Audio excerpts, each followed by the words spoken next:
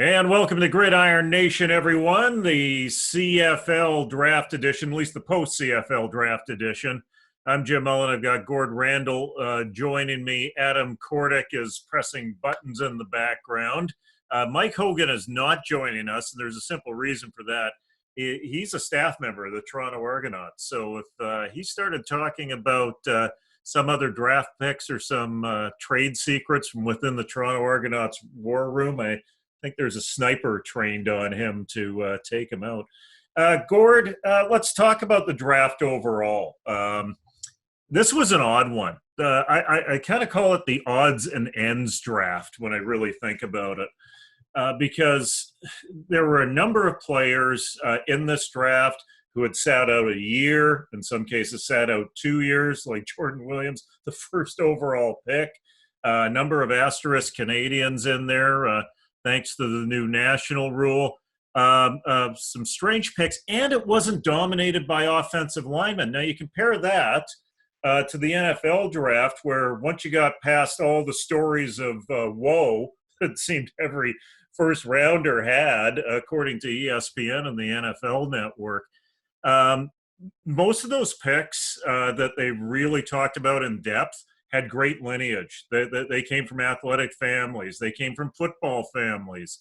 Even Joe Burrow, his dad, Jimmy Burrow, played up here for 6 years in the CFL and won a Grey Cup with the Montreal Alouettes, and then went into coaching for a lifetime. It was a real lineage draft and a real football culture draft. This draft up here, not the same animal. No, it wasn't. And you still have some lineage stories. I mean, Dejon Brissett, second overall pick. His brother's O'Shea Brissett playing for, I think it's Raptors 905, but in the NBA T League. But either way, like NBA player essentially. And, But not football. But not football. That's my point here. Not a football lineage story. It's an athletic lineage story. Yeah, and what you had a lot of was a lot of underdog stories. A lot of guys coming out of nowhere. You just look at the first round. I mean, Isaac Adeyemi-Berglund coming out of Dartmouth, Nova Scotia, not exactly a football hotbed in the grand scheme of things. Jordan Williams gets added to this draft late, not last minute, but late.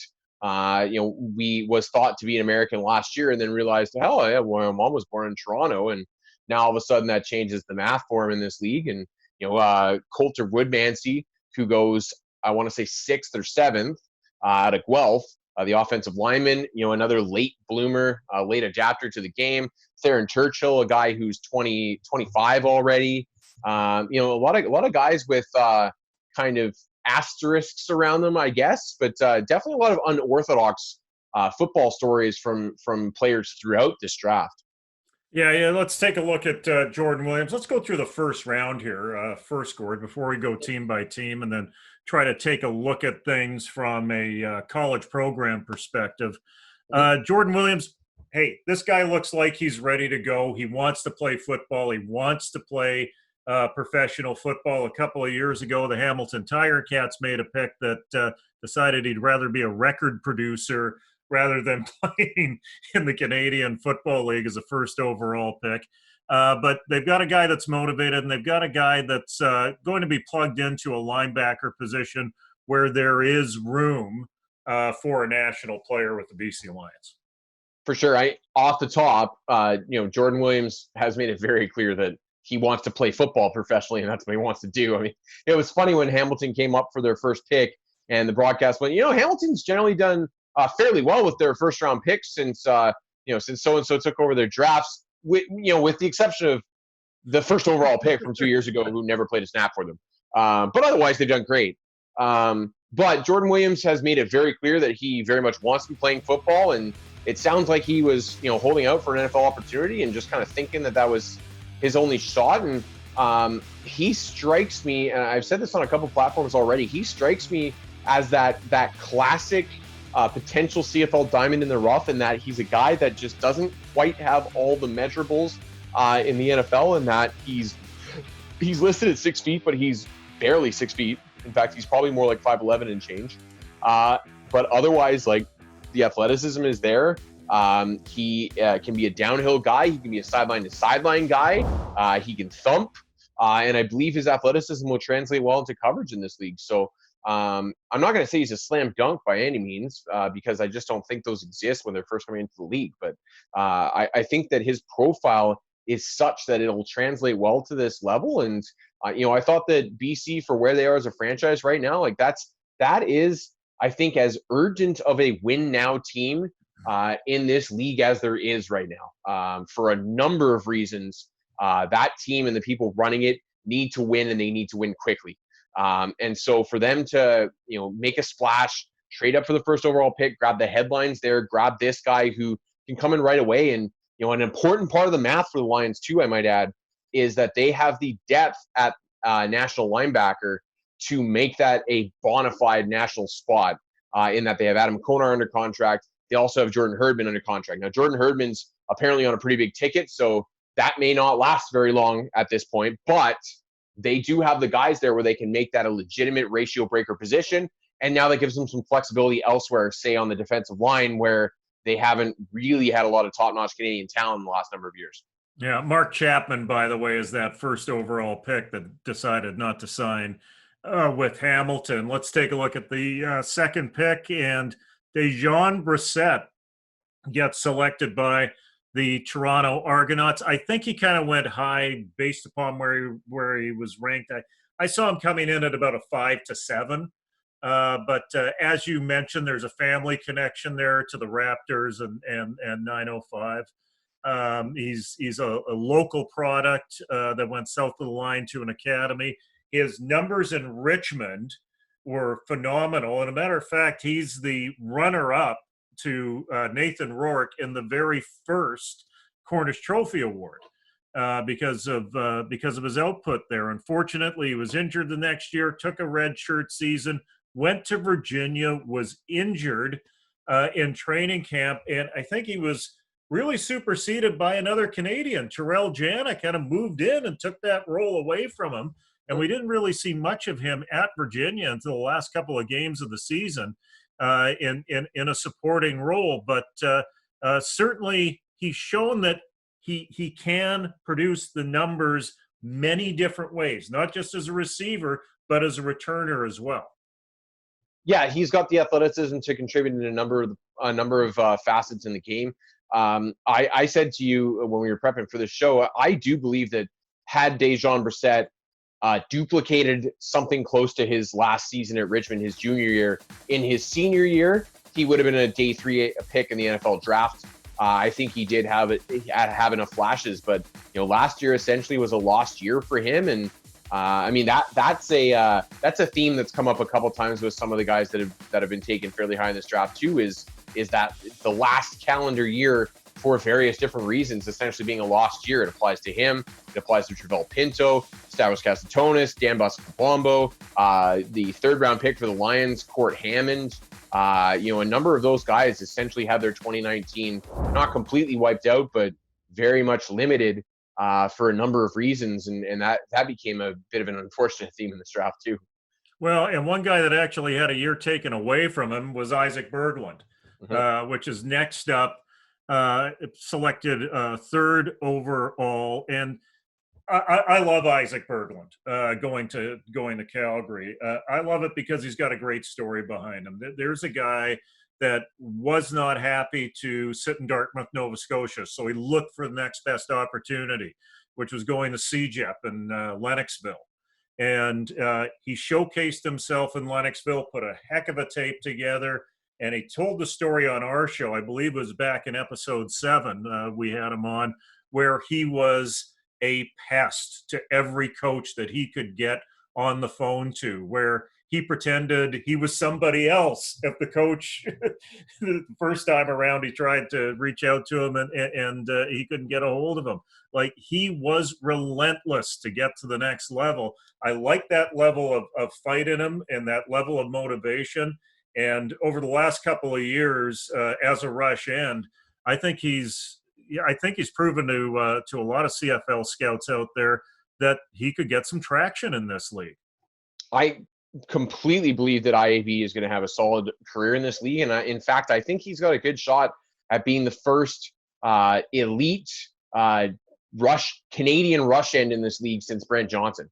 I mean, the only other guy I can think of that comes close to that in the ensuing years is Ricky Foley, and he just didn't have the longevity. But Brent Johnson, Ohio State guy to Kingston, Ontario, long successful career at the BC Lions. I believe he's in the Hall of Fame already. If he's not, he will be shortly. Isaac Adeyemi-Berglund is a guy that has the potential to be that next guy. And I mean, all you really need to know about Isaac Adeyemi-Berglund is that he sacked Joe Burrow multiple times this year. In fact, I believe he played against SEC teams in his college career 3 times, and he had at least a sack in each of those 3 games. This is a guy that rises to the level and has shown. I mean, that LSU offensive line had 3 of their guys drafted in the NFL draft this year. That's a legitimate offensive line that he was rushing against, and he was able to beat those guys. So the word that I've used to describe him is he's got juice, and that's one of the trendy words in football these days, is a guy that's explosive and has some go-get to him, and that's what Isaac Adeyemi-Berglund is. And that was a tidy piece of business for the Calgary Stampeders to trade down from 1 to 3, allow themselves to move up in the second round where they ended up taking Touvell Pinto. But they take the guy that there was rumblings that they probably were going to end up taking at first overall anyway, in Isaac Adeyemi-Berglund, who I think is a better fit for them now that Alex Singleton's long gone and that's no longer a national position for them at linebacker. The rush end thing is maybe a better fit for them. So, I mean, they were showing the depth chart. I believe the only Canadian D lineman they had under contract before drafting Isaac was Derek Wigan, who's a good player himself, but there's not a lot of depth there. So that I thought was a good fit, but another strong pick. And when I was watching this draft, I don't like being this guy as an analyst. I like to be cynical, critical, whatever you want to call it. I'm watching this draft and I'm going, okay, first overall pick, Jordan Williams, fantastic pick. Second overall pick, Deshaun Brissett, great pick, good fit. Isaac Adeyemi-Berglund, great fit, love the guy, good pick.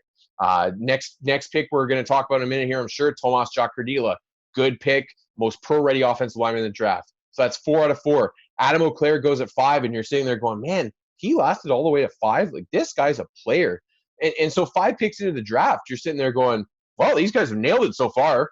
That's where my surprise was with Woodmansee going 5 and then O'Clair getting dumped down to 6. That's where my first big surprise was. I was slightly surprised, though, with the next pick, which was Tomas Jacardila. And the reason I was surprised is because I thought Calgary was trading to 3 to pick up Cardilla in that spot. I didn't think they were going after Berglund. In fact, just before Calgary's pick, I put out a tweet, who gets picked first as a rush end? Is it Birdland or is it Bennett out of the University of North Dakota? And Bennett went later in that round, but 2 quality defensive ends there. But let's get to Cardilla. Playing for Buffalo, starting as a freshman, started nearly every game he was available for with the University of Buffalo. And I think what's significant with that program is that they put 2 seasons together back-to-back that were record-setting seasons for rushing for the University of Buffalo and near the top of the MAC all time in terms of rushing. He knows how to get into the second level. I know you and I watched him during that Penn State game, having some success against very talented Penn State defensive front. I think the only knock that I hear on him is he's not a ferocious finisher. But if he can get upfield in the Canadian game, that's half the battle.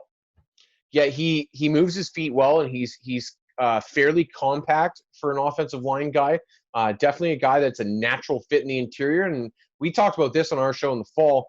We think he'll transition well to the CFL for a number of reasons. One of the big reasons being that he's played his entire college career in the interior already. So he's not like a lot of these guys that we see who come out as tackles and have to transition into the interior. And that's the reality in a lot of these college programs, is that a lot of their best guys in terms of athleticism are going to be out at tackle. And in the CFL being a pass-heavy league, it's an easier transition in the interior. But TJK is a guy that's played inside his entire 4-year career at Buffalo and has started all 4 of those years. He started as a freshman. And so I think the transition is going to be good for him. And the other thing, too, is that this was, in a lot of ways, a bit of a luxury pick for the Eskimos. They do have starters on the offensive line. They do have a good set of national starters, David Beard, Matt O'Donnell. Those guys are pretty well entrenched guys on the offensive line as nationals, but they do need that next level of depth. And so Tomas can go into that program and try to push for a starting job. But if he doesn't get a starting job, ends up as the sixth man in his first year, I think that's a good fit for him too. I mean, the one thing I've seen from him, you talked about the finish. One of the things I've seen from him, he doesn't have a great consistent punch in pass pro on the offensive line. You'll see a lot of clips where he's catching rushers in the teeth a little bit. He's got the strength and the anchor to recover from that, but that's something he's going to have to sharpen up in transitioning from the MAC to the CFL. But that's the one thing with his game. But I do think when you're drafting offensive linemen, I thought just because Edmonton has the starters on board already and he's in their backyard that they may have gone with Carter O'Donnell at this spot already. But when they did go with Jack Cardilla, I thought that was a good pick in that I think he's the offensive lineman in this draft who's best prepared to step in quickly if need be. Yeah, I think the Calgary Stampeders with that number 1 pick were watching Carter O'Donnell to see where he'd land. And, when there's a $25,000 bonus that goes out there, then he's going to go down the board in the CFL draft. And that's probably why they felt the flexibility that they could trade that 1 pick away, seeing that you picked up on O'Donnell there. Speaking of O-linemen, Coulter Woodmansee gets pick number 5. Big surprise to me, but start of a pretty good day for the Guelph program. One of 4 Guelph Griffins picked on the day. Yeah, Kean Schaefer-Baker goes in the second round as well. It was a really strong day for the Guelph program, and given that they've transitioned in the last couple of years in terms of coaching staff, Coach Ryan Sheahan's got to be very, very happy with the way things looked on his program there. Coulter Woodmansee, you talked about the knock on Jack Cardilla being he's a guy that doesn't finish. Coulter Woodmansee, the technique can be a little bit all over the place at times. This guy's nasty. He gets after it. You watch his reel, and it's just reel after reel of this guy finishing guys and putting them on the dirt. In fact, there was one clip in the reel that I think made it to air during the draft where there's a pass gone downfield and he's well behind the play and he just makes sure to dump his block and make sure that guy ends up on his ass. And that's what you want from an offensive lineman. You want a guy that, whether his block makes a difference on an individual play or not, he sees the value in letting the guy that he's blocking know that, hey, I'm coming after you. And that's one thing that Coulter Woodmansee has in spades. Now, like I said, unpolished guy, the technique can be a little bit all over the place with him. He's a guy that reminds me of, he's got a really good natural strength and a natural torque to him. He reminds me a little bit of Jeff Gray. The guy that came out of Manitoba a few years back, was a competitive powerlifter, had a cup of water with the Green Bay Packers in the States, and now I believe is still kicking around with the Winnipeg Blue Bombers. Coulter Woodmansee reminds me of him a bit. Certainly a guy that has some ceiling in this league, though I don't know whether he'll be ready to go at this level right away. So it'll be interesting to see. Toronto's in okay shape in terms of nationals. Phil Blake is there, but they've turned over a few guys. Chris Manziel is retired now, for example. They do have some holes where they could use a guy to step in right away. So Coulter Woodmansee, possible fit there as well. Well, and he's also part of a trivia question. He's the final part to the Johnny Manziel trade. This is one of the draft picks that Montreal dealt away. Speaking of trades, Ottawa picked up. I misspoke on that one. That would be Hamilton, not Toronto. Toronto's there in Churchill. We'll talk about him in a minute. That's right. No, and it's easy with Manziel, who was in Toronto. That's right. To get tripped up on that. Adam O'Clair goes number 6 to Ottawa. Here's a guy that had a lot of buzz going into the year. Some of that kind of gave way. I don't know what it was about the Laval program this year. Katella Say, the offensive lineman who many projected at the start of the year to be at the top of this class, goes in the 8th round as well to Ottawa. So Ottawa's still a big believer in Laval guys. But Adam O'Clair, guy athletically, Swiss Army knife. I think he can do a number of things well. Yeah, you can kick him out in coverage. You can slide him into the box as a will linebacker or one of those flex nickel guys. The comp that comes to mind when you watch Adam O'Clair for me is Antoine Pruneau, a guy, I believe he's a University of Montreal guy, but had a good, strong career in this league before injuries kind of caught up to him as he hit 30. But I made that comparison on social media during the draft, and funnily enough, I wasn't aware of this at the time, but I found out shortly thereafter that Marshall Ferguson had made a similar comparison himself the day before. So that this is a guy that I think provides some versatility on the defensive backfield. He's got some pop. I think where he fell kind of under the radar was, for starters, he's arguably not the best football player in his own immediate family, with his brother being down with the Tampa Bay Bucks and potentially catching passes from Tom Brady this year, although I think with Rob Gronkowski and O.J. Howard still around and Cameron Brate, he probably won't be catching many. But, this is a very decorated family. And with Laval, I can't speak to what happened with the Laval program this year. They still had a successful year, and Kittel Ase is a totally different story. I've been asked about this a few times since the draft because it caught a lot of U Sports types by surprise, because this is a guy that's a fairly high profile name, and the 8th round is the afterthought round. Like, Neville Gallimore got taken in the 8th round, I think before Kittel Ase even. And Neville Gallimore is a guy that I would say has a single-digit percentage chance of ever taking a snap in the CFL. And that's the range in which Kittel Ase got taken in this draft. And I'd heard a few things buzzing around, but I looked into it a little bit, and what it comes down to is he wasn't very good at. He went down to the Shrine Game in the States and he struggled, and he looked slow. He looked like he was struggling to the speed of the game around him, both mentally and physically. And when you're trying to project a guy to translate to the next level, that's a challenge. That's a big red flag. If you see a guy that struggles with speed when he has a step up in competition, to say, hey, I think this guy's going to make a pro, well, that's a pretty big question mark if he's challenging against that extra level of speed and strength. Well, and we were talking about this off camera as well.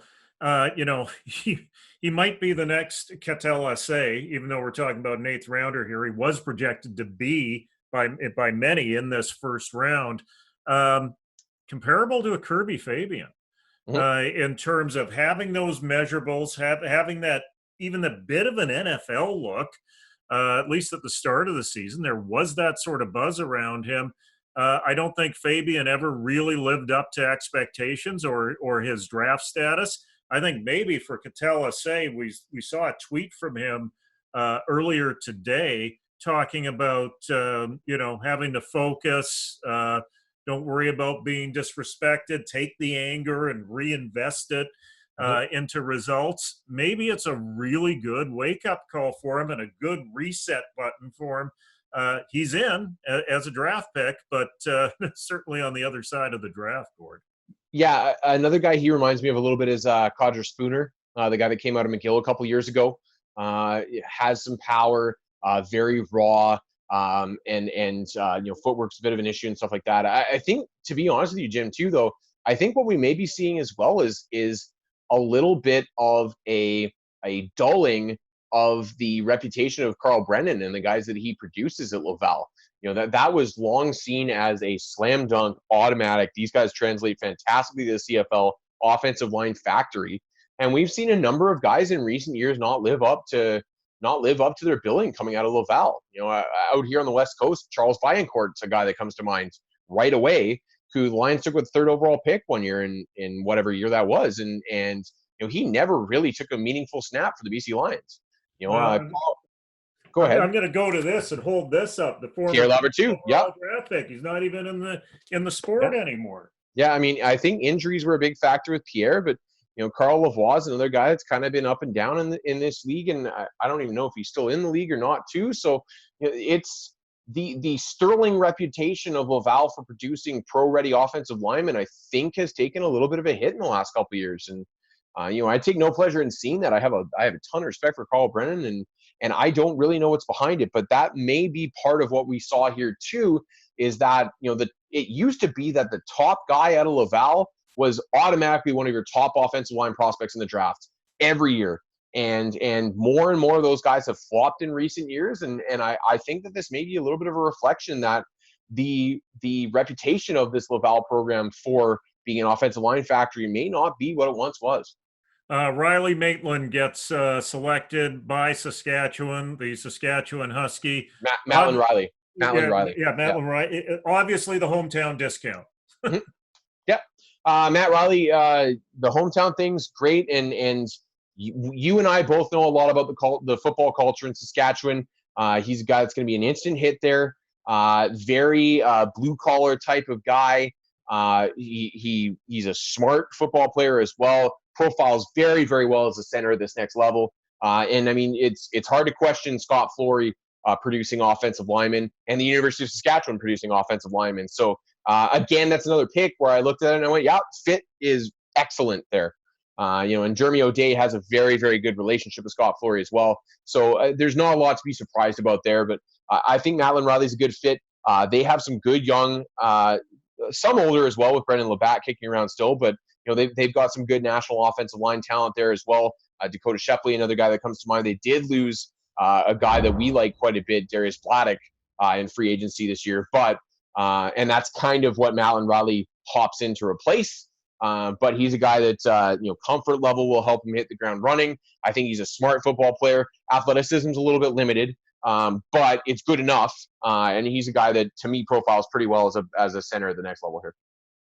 And next up, Hamilton gets the pick again. Mason Bennett, defensive end, rush end, All-American at his level, out of the University of North Dakota, one of the Winnipeg guys that went just down the road to play at UND. I had an opportunity to meet with him a couple of years ago.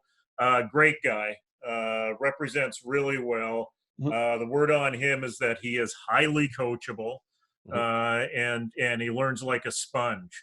When we saw him earlier in his development, he needed to add some size, needed to add some strength, had that long body that you want out of a defensive end. Obviously, the training has paid off for him.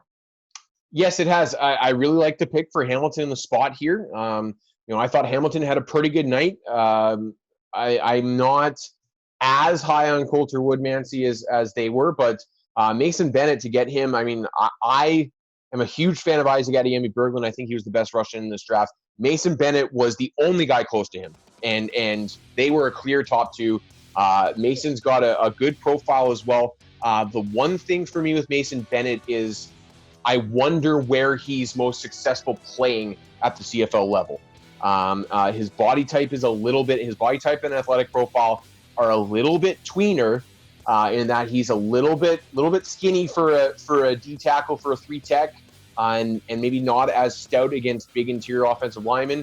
But I'm just not sure if he holds up off the edge. And we've seen a number of prospects like this over the years. If he can hold up on the edge, then this is a great pick for Hamilton. I'm just not sure if that's the case with Mason Bennett, but I do think he's a very solid football player. Had a strong career at UND. I think where they were in the draft, being late in the first round here with IAB already gone, I think this is a great pick for them at where we at now, 7th or 8th? Whatever it is. Late in the first round. We're at 8th and we're going to 9th, but producer Adam Kordick sent me a note, and he's absolutely right, because all three of us have had this discussion about Mason Bennett. Is we were expecting maybe a little more on the stat line from Mason Bennett this year in terms of sacks and in terms of production. And absolutely, we really didn't get that out of him in comparison to the previous season. So maybe that's where there was a bit of a flip, even though you take a look at most of the rankings coming into this draft, Bennett was just ahead of Berglund. And that's one of the reasons why I said earlier, I threw that question out there. I really thought Berglund was the guy, and finally on draft day that was proven. So I think where that comes from is that I would say that if you take an assessment of their whole game, Mason Bennett's probably a better all-around football player. Yeah. Isaac Adeyemi-Berglund's highs, his specialty areas, are better and more impactful than Mason Bennett at this point in time. So Isaac Adeyemi-Berglund, especially being a pass rush guy in a league where I think the ratio of passing is still over 70%. That is a more impactful skill to translate to this level.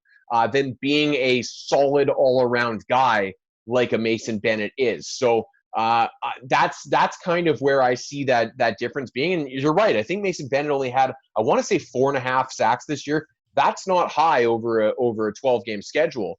And so, you were kind of hoping for him to take the next step this year, as you said, and I don't think that necessarily materialized for him. Now, Hamilton's had a pretty good resume with national development over the last number of years, especially on the defensive line. So it'll be interesting to see how that turns out for him. But I think he's good value. This was a good, appropriate spot for Mason Bennett. Yeah, just one thing about Berglund I want to add before we get out of this defensive end conversation is that I believe that Berglund had 2 block punts, did some crazy things on special teams, and returned one of those block punts for a touchdown. So there's a special teams component to him that probably put him over the top, in addition to some of those things that you mentioned, Gord. Well, you talk about ways to impact a game. I'm not going to sit here and pretend that I watched every Southeastern Louisiana game last fall, because that's just not the case. But every time I turned on the tape and kept one eye on what was happening with Isaac Adeyemi-Berglund, the dude jumped off the screen. Like, he found ways to impact every game that I saw him involved in this year. And that just wasn't quite the case with Mason Bennett. There were a lot of times we were watching the film, you're going, he's doing a good job. He's doing his job right now, but he's not noticeable. He's not a guy that is making splash plays and impacting the game. And it felt like Isaac Adeyemi-Berglund had an affinity for doing that at Southeastern. Theron Churchill goes out of Regina to Toronto in the 9th and final pick of the first round, Gord. So here's the first, off the board pick for me. As I'm watching the first round, and when this is going fairly according to script, Coulter Woodmansee I didn't necessarily have going as high, but as you mentioned, that offensive line class was fairly wide open, and I know that he was gaining a lot of steam late. Theron Churchill was a guy that was pretty off the board for me. And there's a few reasons for that. I watched a few Regina games this year. Another guy that, and this isn't necessarily a bad thing for an offensive lineman, but another guy where never really stood out when I was watching them. I wasn't sitting there going, oh, look at that guy. That guy is clearly a top-notch offensive lineman at this level. That never really stood out to me. Not to sell him short. The other thing with Theron Churchill, though, is he's one of those guys that's played a full junior career and then transitioned into U Sports ranks, and so he's 25 already. And the broadcast on Thursday night tried to spin that a little bit as a good fit for Toronto. They need some maturity on that offensive line and a guy that can jump in right away. I don't know, a guy that's already 25, and don't get me wrong, Jordan Williams, the first overall pick, is 27. So it's that's not outrageously old, but that's on the older side. You look at the NFL draft, a lot of the guys going in that NFL draft are 20, 21, 22. 25 is a full 3 years down the road. Picture some of these guys going in the NFL draft being in their 3rd and 4th year in the NFL, and that's where Theron Churchill is biologically in his life. So that one was a little bit of a surprise for me, and as a result, I'll be honest, I didn't spend quite as much time on Theron Churchill, but I do know that Stephen Bryce is, I guess now former coach, speaks very highly of him. And so if you're the Argos, the big thing with a guy who's that age on the offensive line is, there's a notoriously difficult transition for offensive linemen from college to the pros in any brand of the sport. They're going to hope that he makes that. They're going to have to hope that he makes that transition quickly, because all of a sudden, if he doesn't, it takes him a couple of years. Now you got a guy who's approaching 30 already by the time he's taking a meaningful snap for you. So I wasn't as enthused by that pick, and frankly, it's funny. The Argos had 3 of the first 11 picks in this draft. I thought they got a better player at 11 than they did at 9, and I thought they got a better offensive lineman at the end of the second round than they did at the end of the first round. So. I'm hoping that I'm proven wrong on that, but that's just kind of what I've seen to this point. Well, let's take a break, and when we come back, we'll talk a little bit more about some of the surprises, some of the steals in this draft. We've already alluded to a couple of them, and we'll wrap up our look at the CFL Draft when we return on Crown Gridiron Nation. From the Similkameen Valley in British Columbia to the Western Cape of South Africa, our global network of grower partners produce the finest fruits and vegetables for Canadians. Those partners make Crown Produce fresh at its best. And welcome back to everyone tuning in on YouTube or listening on podcast. For those of you listening on podcast, you can't fully appreciate this. This is Jersey night on Crown Gridiron Nation. Gord, explain to the people what you're wearing right now. What are you wearing, Gord? I am wearing a, honestly, this is one of the best value buys in my life I've ever found. So I managed to find a connection to a Chinese jersey factory. So this is a Pavel Bure Canucks Flying Skate jersey, complete with assistant captain's badge, everything stitched on legit, CCM tags, and even a tie-down strap in the back. Cost me $32 Canadian. From 503 Sports, I'm wearing an Oryx Blue Wave jersey, the original professional program for none other than Ichiro Suzuki. And then he moved on to the Seattle Mariners at the age of 27. And by the way, so are they sponsoring us next season? Is that what's going on? Well, that'd be nice. Placement? But you know, I will get a mention in for an internet competitor out there. Dorktown, that's doing a fantastic series on the history of the Seattle Mariners. Yeah, John Bois I think he's SB Nation primarily, is he not? Yeah. It's very good. Fantastic. And as a Mariners fan, he gets us. Yeah. Well, if you want somebody who's plugged into the Seattle sports ethos, by the way, Mina Kimes, the national ESPN analyst, is Seattle born and bred, and she's been all over that series. Oh, she's as Seattle as it gets. I'm a big fan of Mina Kimes, but anyway. Okay. I digress. Anyway, let's get back to football because that's why people are here. And she does football too. Oh no, but talking about the CFL draft. Let's talk about some of the steals in the CFL draft. One that I particularly like was a former youth sports rookie of the year, won the Gorman Trophy. Nick Daly out of the originally Regina Rams program, ran into some friction there with Steve Bryce, the head coach, left the program, went to the Okanagan Sun, finished up his university career with the Saskatchewan Huskies. A little bit of turbulence along the way. Didn't have the straightest line in terms of in the way things went in his private life away from the game. But I think all of those trials, along with his talent, might make for a fantastic professional defensive lineman. I think so. Nick Daly is another guy that's pretty good at getting after it off the edge. And there's a number of picks in this draft that kind of fit that mold of guys that for whatever reason may be undervalued and may not have realized their potential yet. Nick Daly's another one of them. And I know we're going to talk about winners and losers in this draft shortly here. Between him and Brendan O'Leary-Orange, I thought that Winnipeg got a couple really high ceiling picks in the third and fourth round that could potentially give them some very strong return on their dollar. And I mean, with the record of Kyle Walter in that program in developing nationals and finding national talent, I would not bet against them. Speaking of receivers, and I think speaking of pluses, even though there were some minuses there, Touvell Pinto going to the Calgary Stampeders, and he would have been a first rounder last year. Without question, he would have gone in the top 5 last year, but he ran into a doping violation, and it wasn't performance enhancing. Yeah. And it certainly wasn't complimentary to his record. It was a big mistake by a young man, but I'm all about second chances. And Touvell Pinto is a guy that can do so much for a team as an athlete.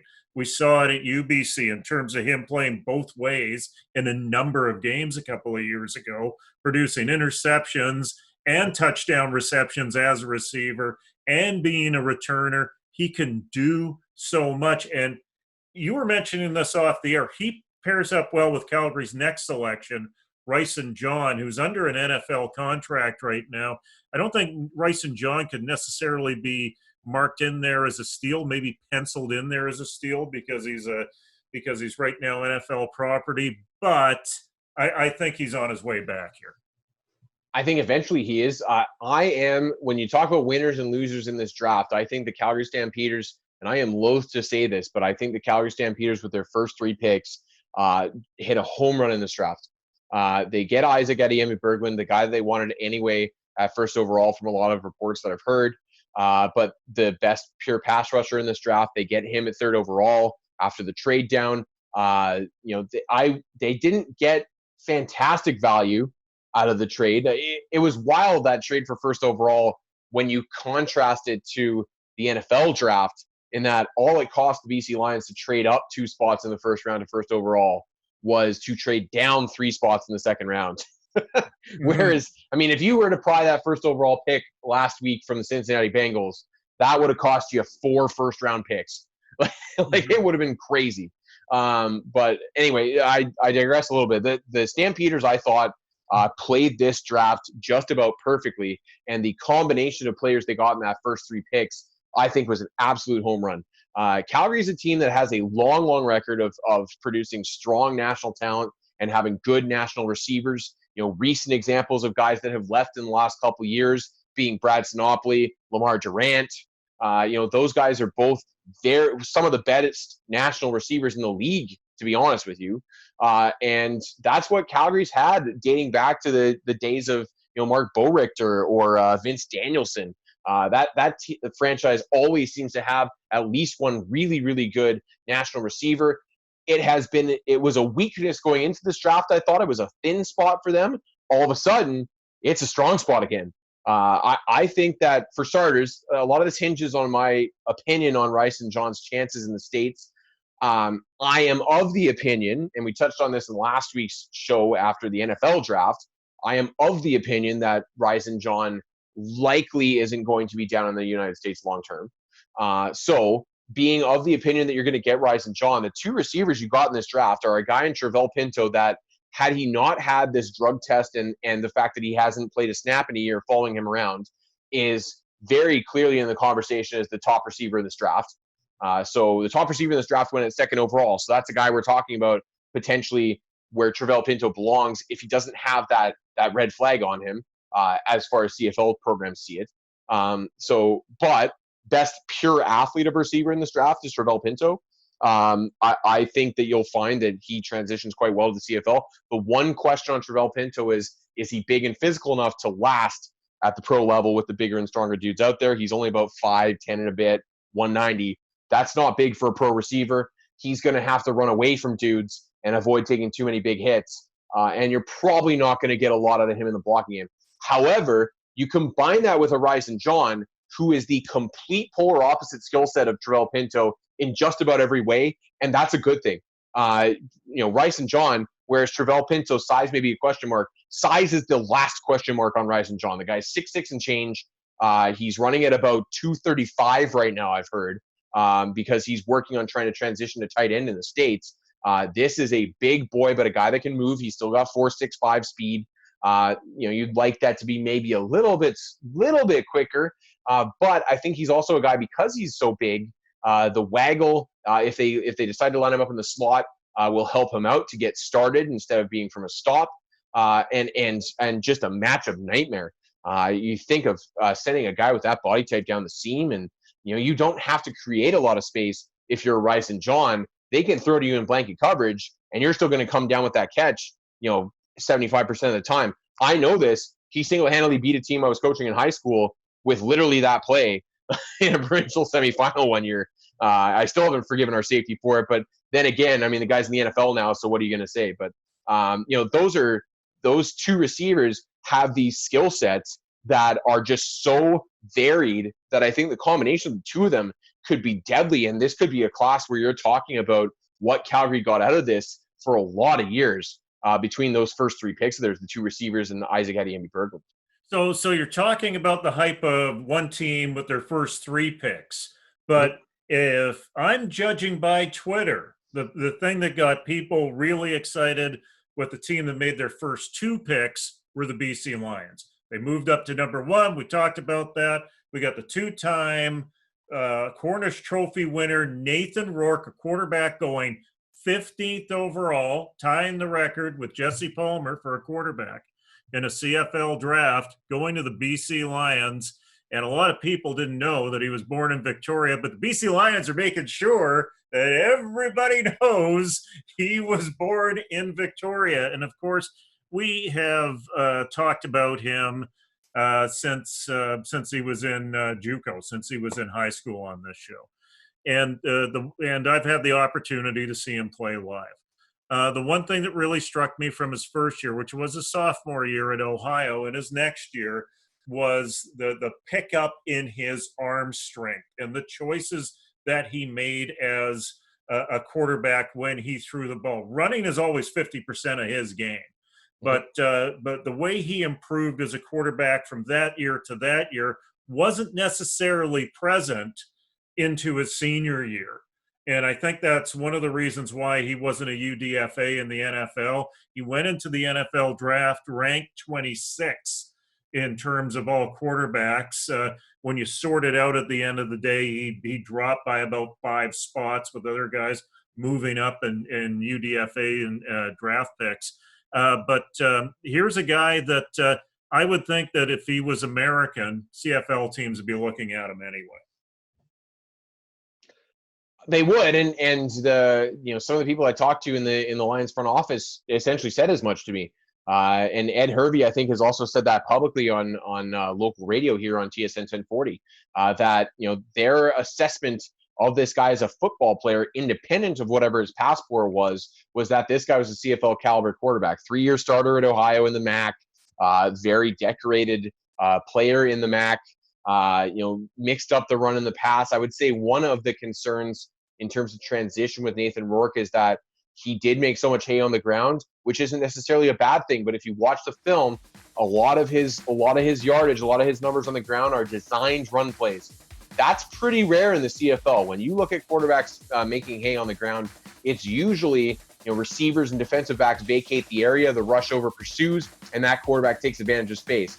Nathan Rourke can absolutely do that, but don't necessarily expect the balance of production that you saw from Nathan Rourke at Ohio to carry over to the pros, because I don't think some of the scheme stuff for him translates. In terms of throwing, what he's going to have to adjust to is he's going to have to make a lot of the adjustments that most college quarterbacks have to make to the pros these days. He's going to have to learn how to go through multiple reads. He's going to have to learn how to stick into a pocket or redefine the pocket when the rush and the protection starts breaking down around him, so he can find targets downfield, because extending those plays to throw is the most dangerous thing in football. And so that's the skill that he's going to have to develop. But you don't invest a second-round pick in a guy if you don't think he's got a legitimate shot. And the Lions, absolutely, there's no question he's staying at quarterback.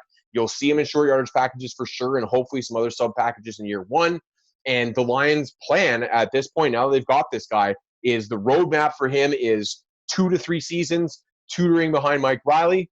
If knock on wood, Mike Riley happens to get hurt in the next couple of years, then hopefully he's ready to go. But that's ideally the plan is 2 to 3 seasons behind Mike Riley, and then hopefully he's the heir apparent, because, like I said, 15th overall pick is some pretty legitimate draft capital to invest into a guy.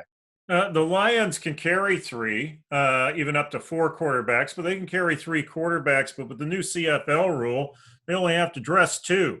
It would be really nice if they were dressing 3, like we've had for decades before, so you could confirm that level of development and getting those touches in short yardage situations for the guy. So, the question is, does he dress every game as a backup quarterback, or is he up in the box or along the sidelines not dressed?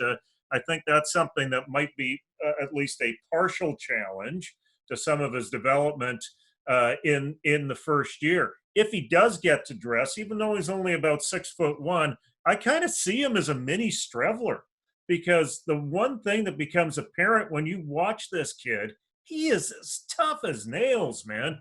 The reason why he gets yards on the ground is in terms of quarterbacks at that level in the MAC, he's tough like no other. This kid is tough. Yeah, Jim, he is a very tough guy, and I don't want to sell his size short. Like you said, I think he's officially listed at 6'2", and about 230, something like that. He's not small. I don't see him as the size of a Chris Streveler. I mean, Chris Streveler ran like a fullback. Nathan Rourke's not like that. I don't think it'll be the same type of runs, but this is a guy that I think will be very effective in short yardage immediately as he learns the finer points of the game to be an effective all-around quarterback in here. And I think another thing that needs to be pointed out too is that the situation that he's fallen into is, I think, as good of a situation as you can fall into in this league. And that Mike Riley is a guy that I would say he's altruistic at his core. He's a guy that will take on that mentorship role with aplomb. And the timeline lines up in that, like I said, I think 2 to 3 seasons is realistically what you can expect Mike Riley has left in the tank. And that lines up pretty well with hopefully a ripening Nathan Rourke ready to take the reins. I'm very excited about the possibilities to it. I would overall, I would probably characterize myself as cautiously optimistic with Nathan Rourke's chances. Our old friend Andrew Wadden, I was on with him today on TSN 1040 here in Vancouver, and he went out on a limb and said that he thinks by the end of his career, Nathan Rourke's going to be considered the best Canadian quarterback of all time. I'm not going to go there yet. I think I'm not quite on that hype train yet. But I can't bet against Nathan Rourke. You and I have watched him so closely over the last couple of years. We've seen this guy. One of the things that stands out about him is this kid is a gamer. He will do what needs to be done to win football games, whether it's being a guy who's going to rack up 3 touchdowns on the ground or who's going to pass for 3 touchdowns in the air. So I would not bet against a Nathan Rourke, and I think he's got all the intangibles you'd need to be successful in this league. We'll just see if it happens to pan out that way.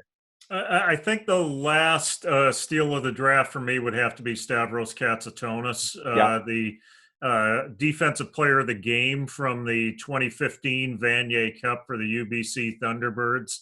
I think he fell down to late in the 4th round, if I recall. To Hamilton. To Hamilton. Tell me about what Katsatonis brings, because a lot of what you were saying about Nathan Rourke finding a way to win and gutting situations out, I think you've seen that kind of physical presence and that way that Katsatonis has asserted himself as a Thunderbird. And once again, here's another guy that spent a year on the shelf due to a drug violation. In this case, it was performance-enhancing drugs. I think what you see with Stavros Katsatonis, very different body type, very different skill set, but he shares a lot of the mentality of his former teammate Taylor Loeffler. I think the 1 year those guys played together at UBC was a match made in heaven. And Loeffler is much longer than Stavros Katsatonis is. Katsatonis is only about 5'10" and a bit. He's a lot more compact of a player and more of a ball hawk than Taylor Loeffler, less of a thumper. But this is a guy that wants you to know that he's on the field. And by that, I mean, he will find a way to take a lick at offensive players as much as he possibly can. And I love that about Stavros Katsatonis. The dude is just a pit bull of a football player. And on top of that, he's shown some really good natural ball hawking skills and some really good instincts from the back end. I believe he is the steal of this draft. And I think the only thing that could maybe work against him is just the fact that he's had to be off of football for a year. So maybe it takes him a while to get going. But if I'm Hamilton, I am just head over heels with having this kid in the 4th round. I think that's a fantastic pick. And I think they're going to see some just about immediate dividends from him. I got to think they're moving him though from half to safety. That's usually the way the numbers games work. He played half his entire time at UBC. Are his ball hawking skills enough for him, considering his body length? He's showing enough speed from that position. Is that going to be the test that separates him to one degree or another? I think if I'm not mistaken, he did rotate over to free a few times in the years after Loeffler left at UBC. Wasn't necessarily his main position, but he definitely spent some time at free safety. So it's not foreign to him. And I wouldn't say he's a jump off the page athlete, but he's one of those guys that I think makes up for not being an exceptional athlete at the pro level with having excellent nose for the ball, excellent recognition skills, and an excellent break on the ball. And I do think that will serve him well. I also think he's the type of guy that's going to endear himself to a coaching staff and is going to go in there and get after it in whatever role you set him up in, and be that guy that's fighting for whatever snaps he can get. And when you're talking late in the 4th round, if that's all you ever end up getting from Stavros Katsatonis, that's still a successful pick. And so I really, really like that pick, because I think you're talking where drafts really fall. I mean, you and I were talking about this when we were prepping for the show off the air. Where drafts really fall when you're analyzing drafts, where your real success is mining value, right? So it's not necessarily addressing positional scarcity and trying to plug holes in your roster. As fans, we tend to look at it that way and be like, okay, why aren't they plugging this particular hole? It's an obvious hole. But if you go into the draft with the mentality of, hey, we've got to pick the best players at this position because we need a guy at this position, you're likely going to end up reaching for guys that you don't necessarily love. And that may pan out for you. It may work out. It also is much more likely to not work out than if you were to just sit back and say, you know what, we're going to, whatever position we're at, we're going to pick a guy we love. And I'll jump back to the NFL draft real quick. I'm a big Seattle Seahawks fan in the NFL. Seattle Seahawks draft a couple weeks ago in the NFL draft was almost universally panned by experts, draft picks, all those kinds of guys. When they're doing the letter grade thing, I don't think I ever saw anything higher than a C+. Universally panned. But if you watch the interviews with the Seahawks brass, it's very, very clear that, for starters, within the building, they are head over heels with how their draft went. Because the guys that they absolutely loved in this draft, they managed to find a way to get with their first 3 or 4 picks. And it didn't matter to them who outside of the building loved that. So, when you're in a draft where you find the real winners, I talked about Calgary at the top end of this draft, where you're going to find the real winners is who gets a DJ Lalama, and a guy who was the last draftee in the draft a couple years ago, who's still making a good career for himself in the CFL now. Where do you get those guys who are where do you mine value from those mid to late rounds? That's what's really going to make or break the draft. And that's where I really try and look into draft classes to see, okay, who did a good job here. It's one of the reasons I like Winnipeg's draft. It's one of the reasons why Montreal's draft is very intriguing to me. Both of those teams I just mentioned didn't have a first-round pick, and yet some of the guys they got were either guys that I thought were steals where they were, or in Montreal's case, high upside guys.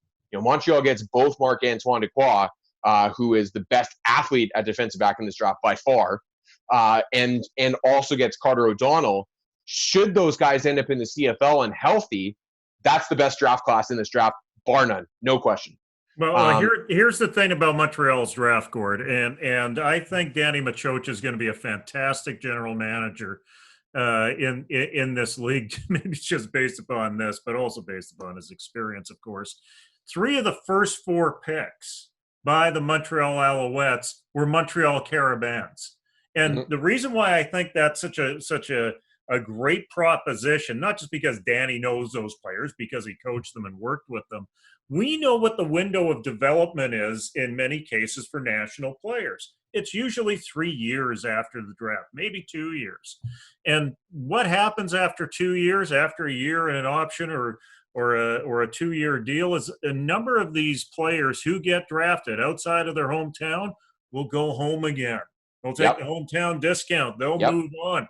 If you're drafting Quebecois players in Montreal, you got a captive audience. You got the hometown boys. You know that you can develop with them and work with them. And he knows he can work with them because he's worked with them for the last 4 years. I think that's a very smart move to go local, especially when you get outside of about round 2 or round 3. I think you hit the nail on the head. I think that one of the things that needs to factor into the draft process in this league, when you get into the mid rounds where a guy is more than likely going to be going back to that college next season, is, okay, who do we as an organization trust to shepherd our guys in the right direction?